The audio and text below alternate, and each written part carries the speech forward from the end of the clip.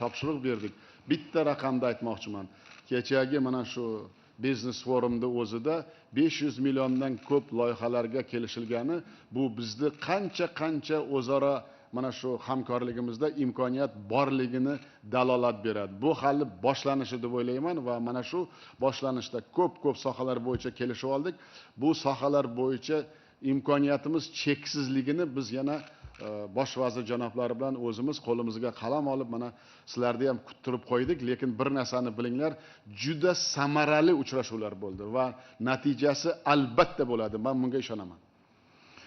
I have to mention that for the recent years we were able to increase the turnover of goods in trade between Pakistan and Uzbekistan to 4 or 5 folds. But at the same time, this figure is far below the possible capacity of possible exchange of products between our countries. And therefore, we were able to reach the new discussions in order to increase the trade over between our countries for another 4 or 5 folds in the upcoming years. The fact that in the course of the business forum that had happened in Tashkent today, they were able to sign the contracts and agreements with a total value of $500 million.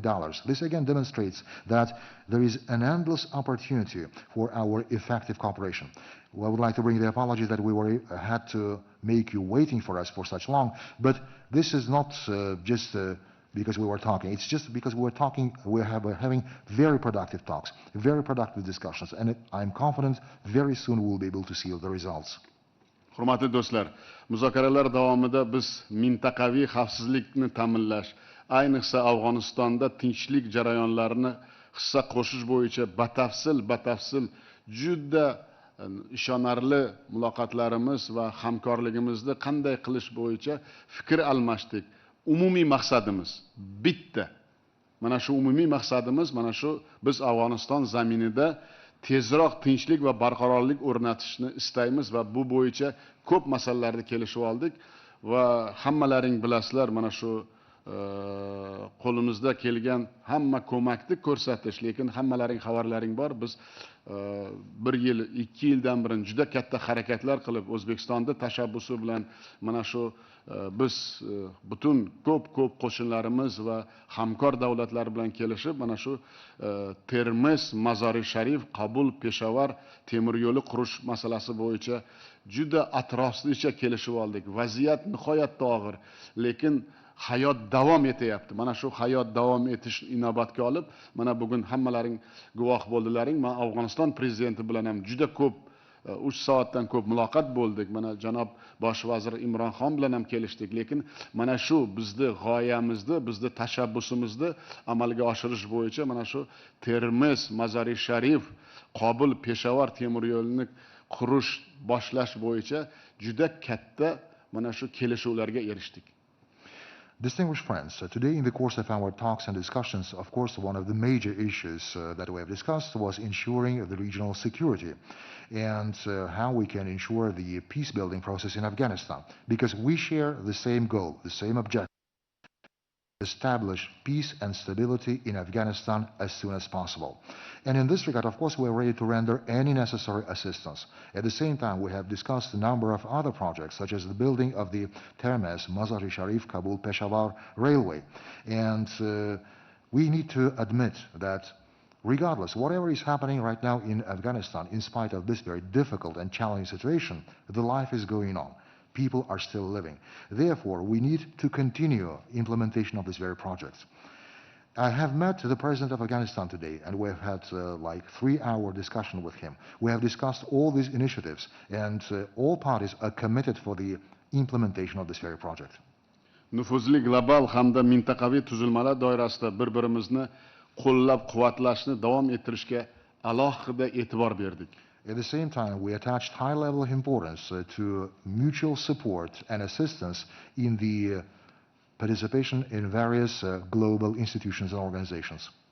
Hurmatli jurnalistlar, biz Pokiston bilan madaniy gumanitar sohada, jumladan mushtarak ma'naviy merosimiz birgalikda o'rganish, ta'lim va sog'liqni saqlash yo'nalishlarida hamkorlikni chuqurlashtirishga jiddiy e'tibor qaratmoqdamiz va juda ko'p masalalarni mana Zahriddin Muhammad Bobur va Boburiylar, Muhammad Iqbol, Mirzo G'olib singari ulug' mutafakkir va shoirlarning o'lmas merosi, ma'rifiy qarashlarini xalqlarimizning bog'lab turadigan mustahkam ma'naviy ko'prikligi to'g'risida ko'p muloqot o'tkazdik va ko'p masalalar bo'yicha kelishib oldik. Yana bitta narsani men sizlarga mamnuniyat bilan aytmoqchimanki, biz xalqlarimizni bog'lab turuvchi bu tarixiy haqiqatni hisobga olib, ajdodimiz mashhur davlat arbobi va buyuk shoir Zahriddin Muhammad Bobur hayoti va ijodi to'g'risida birgalikda badiiy filmni yaratish haqida ham kelishib oldik. Distinguished journalists, we attach very high level of importance for building humanitarian and cultural relationship between our countries, to learn and to study our joint heritage, as well as to build closer communications in the area of health, as well as education. And with great pleasure, I would like to mention that we have employed very high interest to learn the heritage of Babur and the Baburids and Muhammad Iqbal and many others. Because Mirza Ghalib or Muhammad Iqbal, these are the poets and the statesmen that has left a great heritage which is still connecting our people and acting as a good bridge. By taking this moment, I would like to announce with a great pleasure that in the course of our discussions we were able to reach the agreement that from the standpoint of establishing historic truth, we will jointly together will produce a big film that will cover the life and the poetry of the great statesman and the poet Zahriddin Muhammad Babur. Albatta, O'zbekistonda Pokiston tarixi, madaniyati va san'atiga, xususan urdu tiliga o'rganish, qiziqishni va bu qiziqish tobora oshib bormoqda.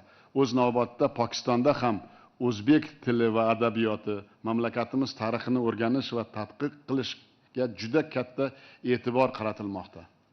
We need to also admit that currently in Uzbekistan there is a great interest among the population to learn more about Pakistan culture, Pakistan arts, specifically to learn Urdu as a foreign language. In its turn, in Pakistan, Uzbek language, Uzbek literature is becoming also popular. So there are a number of different studies and research work is being carried out by Pakistani counterparts. Biz sayyohlik sohasida jumladan alohida ziyorat turizmini rivojlantirish bo'yicha hamkorlikni kengaytirish to'g'risida ham fikrlar almashdik va qo'shma dastur ishlab chiqishga kelishib oldik. In the course of our bilateral discussions, we were able to reach the agreement to further study the possibilities for enhancing and developing the religious or the pilgrimage tourism between our countries. And we agreed that we'll develop the joint action plan in this regard. Hech shubhasiz, qat'iy mana shu sa'y harakatlarimiz bilan o'z oldimizga qo'ygan yangi marralar va rejalarga yaqin istiqbolda albatta erishamiz. Buning uchun bizda barcha kuch va imkoniyatlar, eng muhimi astoydil intilish va pok niyatimiz mavjudligi to'g'risida juda katta rejalarimiz to'g'risida va qanday qilib ish qilishimiz to'g'risida biz mana shu tashrifdan keyin katta yo'l xaritasi qilib, bu yo'l xaritasini ikkomiz juda katta nazorat qilishga ham kelishib oldik. It's doubtless that through or with the help of our efforts, definitely, we will be able to attain the goals and objectives that we're setting for ourselves. In this regard, I should say that both countries employ good opportunities, we have the necessary resources, and what is the most important, that we have big endeavors and we have big commitments. And in this regard, I should say that we were agreed that we'll develop the plans of actions and we'll develop the joint roadmap in order to specify the activities we will implement in the near future. Endi so'z navbatini mamnuniyat bilan birodarim Pokiston bosh vaziri muhtaram Imron janob olilariga bermoqchiman. And now with great pleasure I would like to give the floor to my brother, the Prime Minister of Pakistan, distinguished Mr. Imran Khan. Please.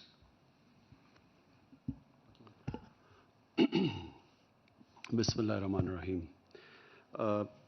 President Shavkat, on behalf of my delegation and myself, I want to especially thank you. Your generous hospitality, the way you have welcomed our delegation, we're all overwhelmed by your hospitality. So first of all, I want to thank you for that. Bismillahirrahmanirrahim. Janob Prezident, Janob Shavkat Mirziyoyev, avvalambor birinchi navbatda barcha delegatsiyamiz nomidan, o'z nomimdan sizni bunday yuksak ehtirom va mehmondo'stligingiz uchun katta sizga minnatdorchilik bildirmoqchimiz. Biz bundan juda ham qattiq ta'sirlandik. This is my first visit to Uzbekistan, and inshallah not my last one. I can tell you that my delegation and I are very excited about, first of all, coming to Tashkent, because for that famous in 1965 the meeting that took place between the Pakistan president and the Indian Prime Minister. And so we all remember, I mean, I'm old enough to remember Tashkent. So firstly, coming to Tashkent, but secondly, we are all excited about going to Bukhara and Samarkand, because as children we have learnt about it, its history. So this is also, I thank you, it's a great opportunity for us to see these two most historical cities tomorrow. Prezident janob oliylari, bu meni O'zbekistonga birinchi tashrifim va Xudo xohlasa bu oxirgi tashrifim bo'lmaydi. Toshkentga kelish biz uchun, men uchun va delegatsiyam uchun juda ham qiziqarli va juda ham hayajonli bir vaziyat, chunki bu bizni tarixan bolalikdan biladigan ko'p voqealarimiz bilan bog'liq. Mana 1965-yilda tarixiy bir voqea bo'lgan Pokiston prezidenti va Hindiston bosh vazirining Toshkentdagi muzokaralari va buni men o'zim bolaligimdan eslayman. O'sha vaqtda men o'smir edim. Bundan tashqari Buxoro va Samarqandga borishni ham biz juda katta ishtiyoq bilan kutayotgan edik, chunki bizdan bu shaharlarni, buyuk shaharlarni tarixidan xabardor bo'lib kelganmiz. Today we had extensive talks, and our talks were on the trade, connectivity, cultural, spiritual, and political. So we had such long talks that by the end, Mr. President, I was able to almost understand half of what you were saying in Uzbekistani. Because Urdu is so close to your language, I'm sure that more meetings and I will be able to understand all of it. We won't need an interpreter. Prezident janobi oliylari, bugun biz juda ham kengaytirilgan, keng qamrovli muzokaralar olib bordik. Juda ko'p mavzularni muhokama qildik. Savdo to'g'risida gaplashdik, o'zaro bog'liqlik to'g'risida, madaniy masalalar, ma'naviy masalalar, siyosiy masalalarni gaplashdik. Shunday uzoq muloqot qildikki, men muloqotimizni yakuniga kelib, sizni gapirayotgan gapingizni o'zbek tilidagi so'zlaringizni deyarli yarmini tushunishni boshladim. Menimcha, agar bunday muloqotni davom ettirsak, keyinchalik men 100% tushunaman, chunki urdu tilimiz o'zbek tiliga yaqin va bizga tarjimon hojati bo'lmay qoladi. So first about the economic cooperation. Both of us are on the same path. Mr. President, you're talking about new Uzbekistan, Naya Uzbekistan, and we are talking about Naya Pakistan. The journey is the same. Number one, we want to lift our people out of poverty. We want a bottoms-up approach rather than a trickle-down approach, which has been traditional. So we are on that journey where we are trying to pull people out of poverty. And this is the model of our Prophet Muhammad sallallahu alaihi wasallam. In the state of Medina, he is the first one who started a welfare state where he, even when they did not have money, the concentration was that a state only prospers when everyone prospers, when it's an inclusive development. And China recently has proved that if you take the people out of poverty, the whole state becomes rich. So we are on that same journey. I know you are concentrating on education and lifting your people up from their current economic situation. Secondly, we have now changed emphasis from geostrategic to geoeconomics. Our whole idea is that we have to create wealth. If we create wealth, then we can spend it on our lower strata of the society and lift them up. So this is extremely important for us, that we now have strong trading relationship with Uzbekistan, which is the biggest country in Central Asia. And we feel that this will benefit both of us. It will be a win-win situation for both Pakistan and Uzbekistan, the stronger we improve our trading ties. Prezident janobi oliylari bizni muhokama qilgan yo'nalishlarimizda avvalambor biz iqtisodiy hamkorlik to'g'risida gaplashdik va bu borada ham bizni fikrlarimiz juda ham hamohang bo'ldi. Bizni oldinga qo'ygan rejalarimiz ham juda ham mushtarak. Mana siz yangi O'zbekiston qurish to'g'risida gapiryapsiz. Biz Naya Pokiston dasturini oldinga suryapmiz va bu har ikkala dasturni ham asosiy negizida bo'lgan masala bu aholida kambag'allarni qisqartirish, kambag'allikdan chiqarish insonlarni va bu ishni amalga oshirishda pastdan yuqoridan pastga emas, pastdan quyi qatlamlardan eng kambag'allarni holatidan kelib chiqqan holda yuqoriga qarab borishni rejalashtirganmiz. Mana shunday yo'nalishda birinchi bo'lib payg'ambarimiz Muhammad sallallohu alayhi vasallam Madina shahrida yo'lga qo'yganlar va o'sha davrda hattoki o'sha aholini qo'lida pul bo'lmagan taqdirda ham shu vaziyatdan kelib chiqish, ya'ni kambag'allarni holidan xabar olib, kambag'alni qoldirmaslikka harakat qilganlar va buni natijasida ulkan bir davlatni qurishga erishganlar. Hozirgi kunimizda esa bunga Xitoy yaqqol namuna bo'lib turibdi. Ya'ni bunday yondashuvni haqiqatda ham to'g'ri yondashuv ekanligini isbotlab kelmoqda. Ya'ni aholini eng quyi qatlamlarga e'tibor berib, ularni kambag'allikdan chiqargandan keyin mana o'shalar boy bo'lsa, unda albatta davlat ham boy bo'ladi. Mana shu yo'nalishda sizni ham fikrlaringizga biz juda ham qo'shilishamiz. Ta'limga e'tiborni, juda katta ta'limga e'tibor bermoqdasiz va bu yo'nalish orqali aholini aynan holatini yaxshilash, iqtisodiy va ma'naviy holatini yaxshilashga urg'u bermoqdasiz. Va bu yerda asosiy g'oyalarimizdan bittasi bu geosiyosatdan geoiqtisodiyotga o'tish va bu juda ham muhim va bu yo'nalishda savdoni yo'lga qo'yish, bu to'g'risida ham juda ham yaxshi bir fikrlarga kelishib oldik va albatta bu yo'nalishlardan amalga oshirishda o'zaro manfaatli yondashuv bo'lishligi katta ahamiyatga ega. Mana shu yo'nalishlarda biz siz bilan muloqot qilib kelishib oldik.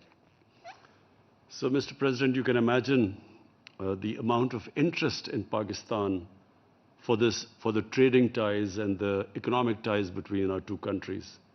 We have brought a delegation. It's one of the largest delegations ever of business community to come to go out of their country. We have brought 130 of our top business houses. And when I was leaving this morning on my mobile phone, I had messages from other business houses who also wanted to come today. So this is the beginning of, inshallah, a very powerful relationship between the two countries. And we feel that we can mutually benefit each other. We are really interested, our business has signed a lot of MOUs, as you mentioned in your speech. We are really interested in help in agriculture because of your manufacturing agricultural implements, which Pakistan is now trying to upgrade its agriculture, which is basically an agricultural country. And secondly, cotton. We're going to seek help from you to improve our cotton seeds. The mutual benefit to the two countries will be Uzbekistan will have access through Pakistan. First of all, Pakistan with 220 million people is a huge market. And then onwards from our ports to Middle East and to Africa. And one day, inshallah, if our relationship improves with India, you will also have access to India. And Pakistan then has access to Uzbekistan, Central Asia, and beyond. So it is a very exciting relationship between the two countries. Janob Prezident, mana O'zbekiston bilan savdoni rivojlantirish biz uchun juda ham katta ahamiyatga ega, chunki O'zbekiston Markaziy Osiyodagi eng yirik davlat va bizni tomonimizdan shuning uchun ham bu o'rtadagi muloqotni, bog'liqlikni, o'zaro savdoni rivojlantirish qay darajada qiziqarli va manfaatli va muhim ekanligini tasavvur qilishingiz mumkin.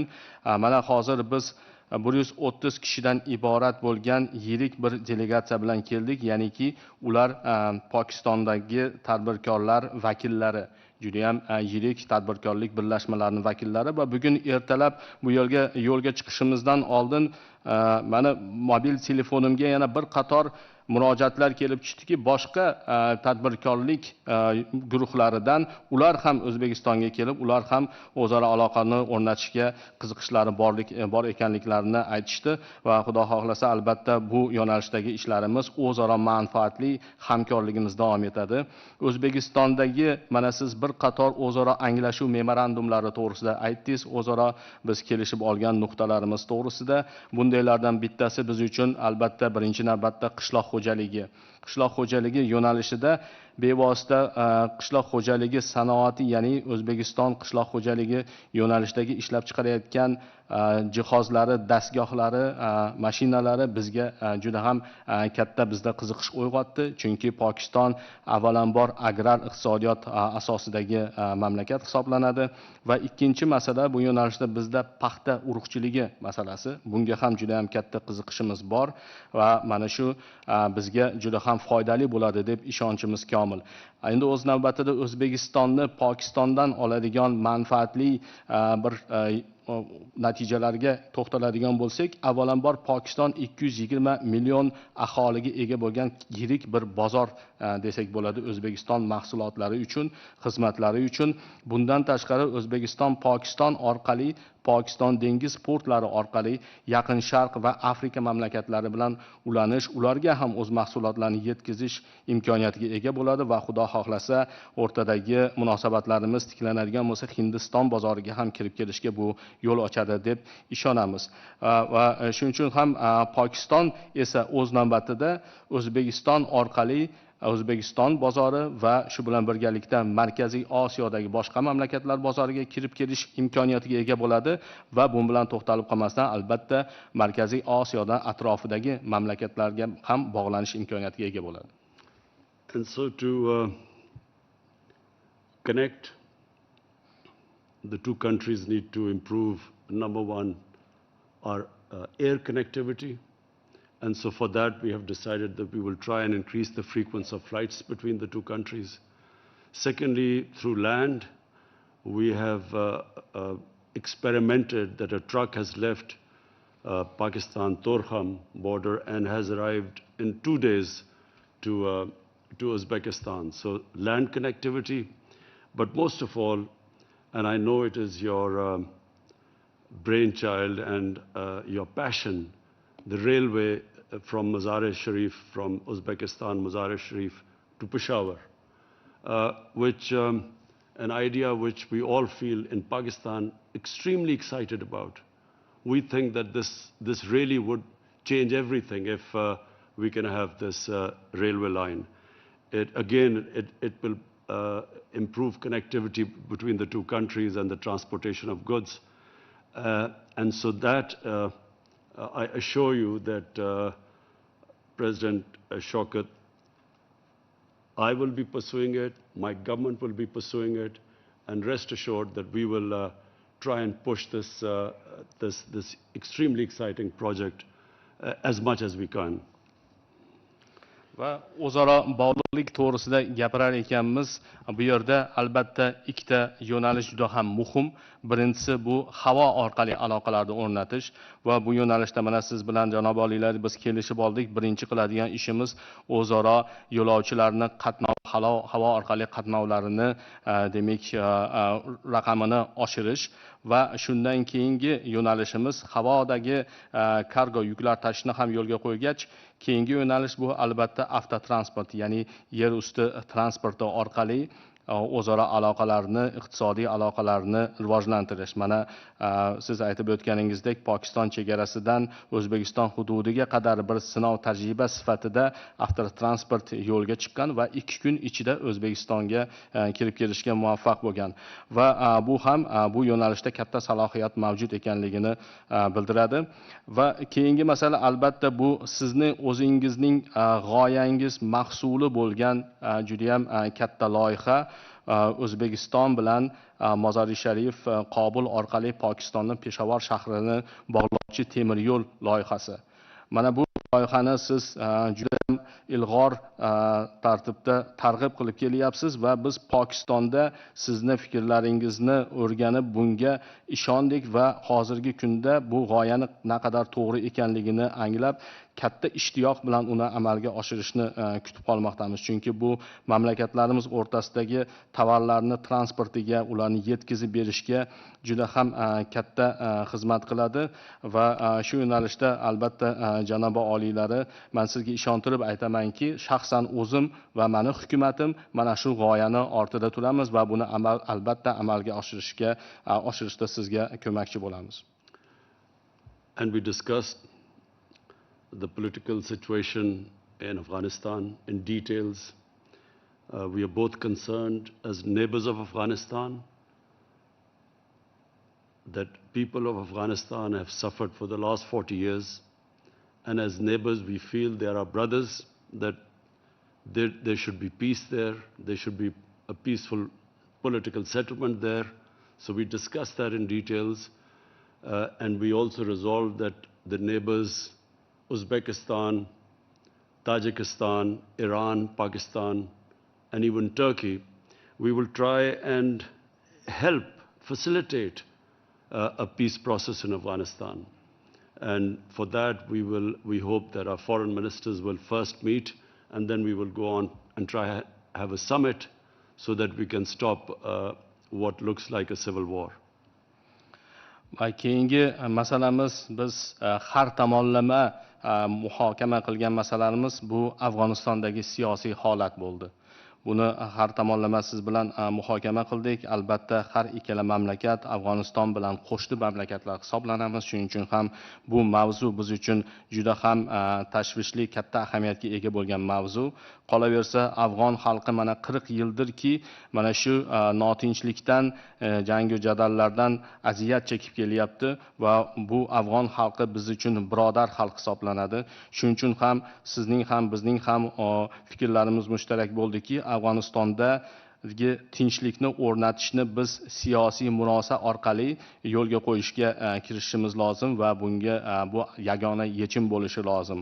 Va bu yo'nalishda O'zbekiston, Tojikiston, Eron, Pokiston va hattoki Turkiya bilan birgalikda fikr almashib mana shu ishga birgalikda kirishish to'g'risida kelishib oldik. Birinchi qadam sifatida bizni tashqi ishlar vazirlarimiz bu yo'nalishda muhokamalarni, muloqotlarni yo'lga qo'ysalar, keyinchalik davlat rahbarlari darajasida summit o'tkazish fikri ham muhokama qilindi. And finally, Mr. President, about the cultural aspect.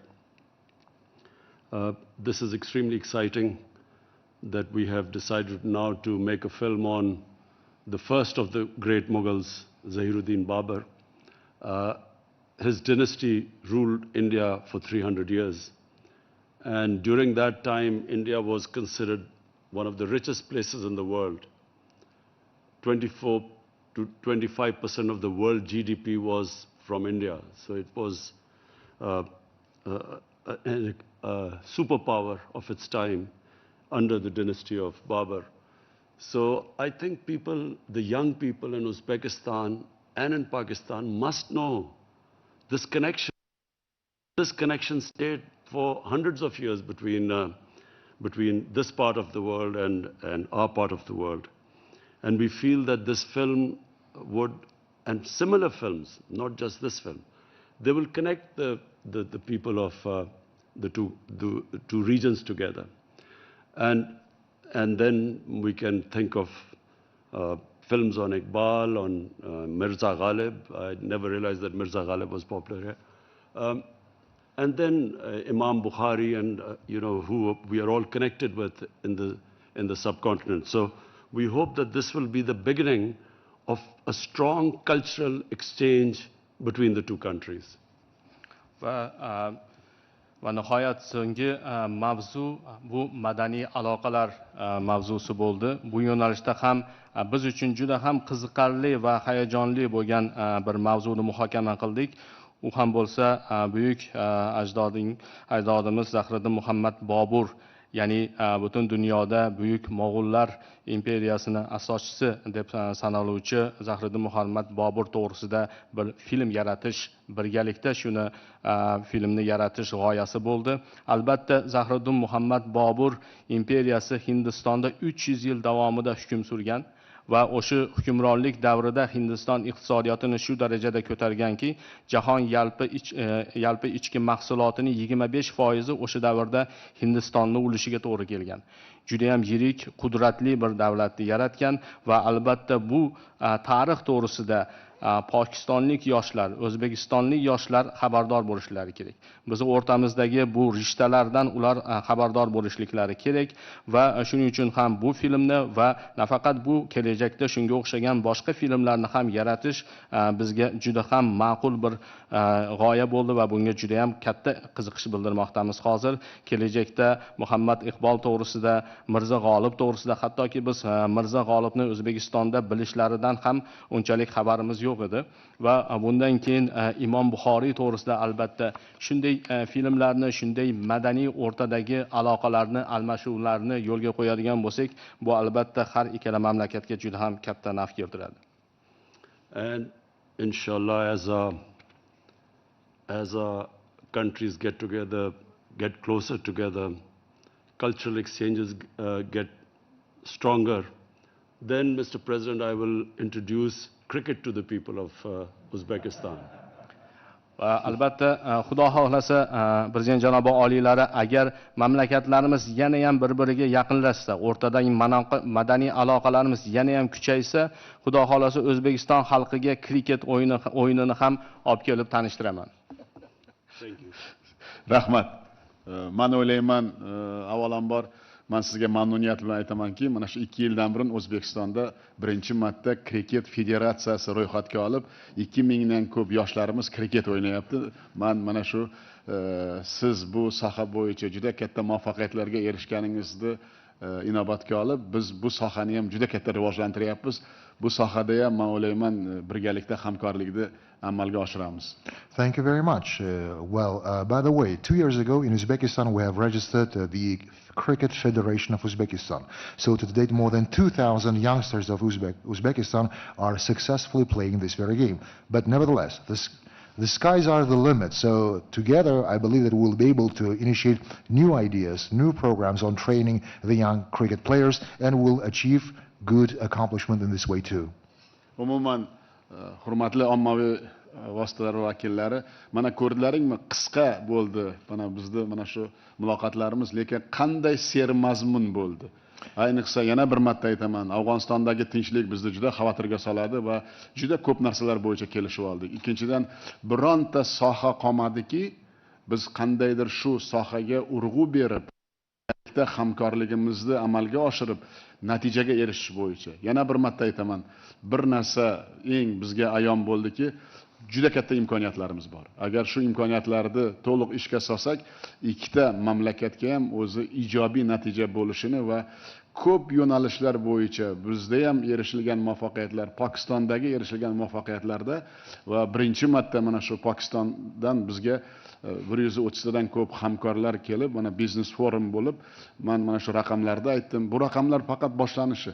Shuning uchun o'zlaring mana bosh vazirimizni, mana hurmatli Imron xonni yana bir marta so'zlarini eshitdilaring. Bilasizmi, bizni muloqotlarimiz tugamayaptiki, juda katta imkoniyat borligini endi sezyapmiz. Bu ham iqtisodiyotda va mana shu madaniyatda, ma'rifatda buyuk rishtalarimiz, mushtarak rishtalarimizni amalga oshirib, mana shu buyuk bobolarimizni mana yana bir marta Bobur Mirzo to'g'risida kelishib olganimiz, bu juda katta kelajakda mana shu yoshlarimizga bir qandaydir madaniy va juda katta mana shu hozirgi vaziyatda yoshlarga agar mana shu buyuk bobolarimizni haqiqatda mana shu lohariga borib qurgan mana shu juda katta bog'larini, madrasalarini, masjidlarini hali ko'p yoshlarimiz bilmaydi bobolarimiz nimaga qodir ekanligi. Mana shu hozir Imronxon aytgandek 300 yil mana shu hukmronlik qilgan bobomizni iqtisodiyot qanday cho'qqilarga erishilgan Hindiston. Shuning uchun biz mana shu sohalarda ham birgalikda rivojlantirish bo'yicha ham kelishib oldik. Men o'ylayman hali bu boshlanishi. Men Imronxon janoblariga aytdim, kelgusi safarda ziyoratni Andijondan boshlaymiz deb kelishib oldi. Shuning uchun juda katta mamnuniyat bilan rozi bo'ldilar. Xudo xolasa mana shu Andijonda uchrashgancha ko'p masalalarda amalga oshiramiz. E'tiborlaringiz uchun katta rahmat. Distinguished representatives of the media, I should say then, and as you can see, within such short period of time we were able to cover a wide array of issues, a great number of different areas for the discussion. Of course, we have been discussing every sector in big details. We have been speaking about the opportunities that we have. And believe me, having discussed all these issues, only now we're starting to realize and to understand that what a great opportunity that we have that can bring great success for both countries. And even the fact that 130 businessmen arrived to Uzbekistan and we have conducted the first forum already is a good indication that this is a good commencement. And as Mr. Imran has mentioned, definitely there is a great opportunity to enhance our cooperation in economy, in education, as well as in politics and in cultural exchanges. You have heard that we will initiate the film about Babur Mirzo. Definitely. These type of films are really important for our youth so that they should know about that very great heritage that has been left by the Baburids. And not many Uzbek youngsters know that in Lahore there are a great number of mosques or the mausoleums or different schools that were built by our predecessors. At the same time, we should say that this is just the beginning. And in the end of our bilateral discussions, we agreed that the next visit of Mr. Imran Khan to Uzbekistan will start in Andijan city. And I believe that by that time, we'll be able to accomplish great projects, great ideas. So there will be a lot of things that we can exchange and talk in Andijan. Thank you very much. Thank you. Ertaga juda sermahsun, og'ir sizlarga ham kun. Shuning uchun men o'ylayman, bugun charchaganga o'xshaysizlar, lekin bitta narsani tasavvur qilinglar, ertaga 2 karra ko'proq bizda nima deydi ishlarimiz. President Shavkat, I must insist that you have to visit Pakistan before I come back to Uzbekistan next time. Prezident janob oliylari, men O'zbekistonga qaytib kelishimdan oldin, ikkinchi tashrifimdan oldin siz Pokistonga albatta tashrif buyurishingiz kerak. Shuni qat'iy sizdan iltimos qilib qolaman. Albatta, men mamnuniyat bilan qabul qilaman. Mana shu buyuk bobolarimiz qadam joylarini mana shu biz ham ana shu yoshlarimizga namuna qilish uchun avvalambor o'zimiz borib ko'rib kelish niyatlarimiz yo'q emas. Albatta bu tashrif inshaalloh amalga oshiriladi. Inshallah, definitely. I look forward to visiting Pakistan in order to see those very places that were still remaining the touch of our ancestors, and to see the life in Pakistan and people of Pakistan, and that's one of our plans, and inshallah it will happen. Rahmat. Thank you. वज़ीर-ए-आज़म इमरान खान और उज़्बेकिस्तान के सदर के दरमियान मुश्तरका press conference आपने मुलाहिज़ा की। वज़ीर-ए-आज़म इमरान खान का ये कहना था कि सरमायाकारी के पाकिस्तान में वसी मौक़े मौजूद हैं। 22 करोड़ के मुल्क में बहुत से ऐसे मौक़े हैं जहाँ उज़्बेकिस्तान सरमायाकारी कर सकता है। आखिर में वज़ीर-ए-आज़म इमरान खान ने सदर उज़्बेकिस्तान को पाकिस्तान के दौरे की दावत दी, जो सदर उज़्बेकिस्तान ने कबूल की।